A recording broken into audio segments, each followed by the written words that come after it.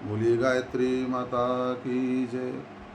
आइए गीता चिंतन में आज हम अध्याय 6 श्लोक नंबर 15 का चिंतन करते हैं, जिसमें भगवान अर्जुन से कहते हैं, अर्जुन, जैसा कि पहले और 13-14 श्लोकों में भगवान ने बताया कि किस तरह से योग साधना में बैठना चाहिए, कैसे योग साधना से सिद्धि की प्राप्ति होती है, यह इसके पहले भगवान ने बताया। अब इसके बाद में भगवान 15वें श्लोक में कहते हैं, युञ्जन्नेवं सदात्मानं योगी नियतमानसः शांतिं निर्वाण परमां मत्संस्थाम अधिगच्छति। हे अर्जुन, बस में किए हुए मन वाला योगी इस प्रकार से आत्मा को निरंतर मुझ परमेश्वर के स्वरूप में लगाता हुआ मुझ में रहने वाली परमानंद परम पराकाष्ठा शांति को प्राप्त होता है। बहुत बढ़िया। भगवान ने कहा कि अगर जिसको परम शांति चाहिए, जिसको परमा आनंद चाहिए, जो मनुष्य जीवन का लक्ष्य है, उसको इसी विधान, इसी तरीके से आगे बढ़ना पड़ेगा। पूर्ण आनंद तो पूर्ण ब्रह्म में ही है, और उस पूर्ण ब्रह्म को हम योग से ही प्राप्त कर सकते हैं। यूँ तो आप थोड़ी बहुत सुख जिसको कहते हैं, मौज मस्ती जिसको कहते हैं, शांति की अनुभूति आप कहीं भी कर सकते हैं, किसी तरीके से भी आप कर सकते हैं, मगर ये सब स्थिर नहीं होते हैं। ये तो पल में कुछ होता है। आप देखते हैं कि जब अनुकूलता जीवन में होती है तो बड़ा सुख होता है, बड़ा आनंद की अनुभूति होती है, मगर जैसे प्रतिकूलता आती है वैसे ही जो है वह सुख कहाँ तिरोहित हो जाता है, कहाँ चला जाता है, पता भी नहीं चलता है, और बहुत समय भी नहीं लगता है। आज बढ़िया अनुकूलता है, अगले क्षण ही को प्रतिकूलता हो जाए। 2-4 दिन, 10 दिन, महीना, 15 दिन हो सकता है आपके जीवन में अनुकूलता रहे, मगर फिर प्रतिकूलता का सामना करना पड़ेगा। और अनुकूलता से अगर आपने सुख की अनुभूति ली है तो प्रतिकूलता से आपको दुख मिलेगा ही मिलेगा। और ये सृष्टि का नियम ही है कि प्रतिकूलता है तो अनुकूलता होगी, अनुकूलता है तो प्रतिकूलता होगी, दुख है तो सुख है, सुख है तो दुख है। एक दूसरे के जो है छाया है, एक सिक्के के दो पहलू हैं। जैसे दिन और रात है, सुख और दुख है, और अनुकूलताएं हैं, प्रतिकूलताएं हैं, जीवन है, मृत्यु है, दिन है, रात है। तो दिन ही दिन तो नहीं रह सकता है, रात भी आएगी। तो दिन में तो आप बढ़िया मौज से घूम रहे हैं, मौज से सब सारे काम कर रहे हैं, रात के अंधेरे में फिर क्या करेंगे।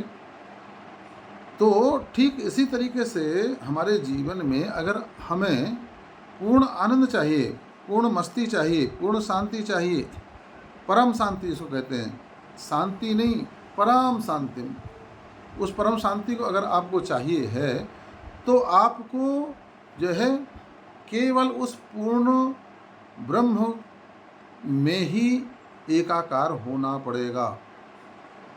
अपनी आत्मा को परमात्मा में ही लगाना पड़ेगा, अपने मन को आत्मा की तरफ और आत्मा को हम परमात्मा में जो है लगाएं। भगवान ने कहा है ना, मदचित्ता मदगत प्राणा बोधयंता परस्परम कथयंत माम नित्यम तुष्यन्ति चा रमन्ति चा। जो मदचित्ता मुझ में चित्त को अर्पित करता है, मदचित्ता मदगत प्राणा प्राणों को मुझ में विसर्जित करता है, बोधयंता परस्परम सदा मेरा बोध बना करके रखता है, और कथयंत माम नित्यम मेरी कथा कहता है नित्य। तो उसी में कथा कहने का तात्पर्य मेरे चरित्रों का, मेरी लीलाओं का गुणगान, मेरे नाम का संकीर्तन का गुणगान करता है। मदगर बोधयंता, वो सदा बोध बना करके मेरा रखता है, बोधयंता परस्परम कथयंत माम नित्यम तुष्यन्ति चा रमन्ति चा। जो है उसी में वह रमण करता है, उसी में वह जो है डूबता है, उसी में जो है आनंद लेता है, मौज करता है। ऐसे व्यक्ति को मैं प्राप्त होता हूँ। ददाम बुद्धि योगम तम, उसको बुद्धि का योग मैं दे देता हूँ, भगवान का कथन है। और यहाँ पर भगवान ने कह दिया कि मत संस्थाम अधिगच्छति शांति निर्वाण परमा मत संस्थाम अधिगच्छति, वह मेरे परमानंद की पराकाष्ठा रूपी शांति को प्राप्त होता है। तो शांति अगर चाहिए हो तो शांति कहाँ मिलेगी? भगवान के चरण में, भगवान के चिंतन में। अपनी आत्मा को परमात्मा में लगाने के लिए, ना कि थोड़ा सा चलो यार मौज करके आते हैं, थोड़ा सा चलो आज जो है पौवा हो जाता है, थोड़ा सा चलो आज चौपाटी घूम आते हैं, थोड़ा सा चलो आज बढ़िया पैसा है, समय है, ऊटी घूम करके आते हैं, चलो आज फलानी जगह घूम करके आते हैं। कहीं भी आपको शांति नहीं। शांति तो वहीं मिलेगी जहाँ है। और संसार का अशांति का नाम है, संसार में शांति नहीं है। शांति तो केवल परमात्मा में है। और जब हम परमात्मा में अपनी आत्मा को लगाते हैं तभी हम परम शांति को प्राप्त करते हैं। और इसी का प्रयास करना चाहिए, इसी को जानना चाहिए, इसी के लिए योग करना चाहिए, इसी के लिए तप करना चाहिए।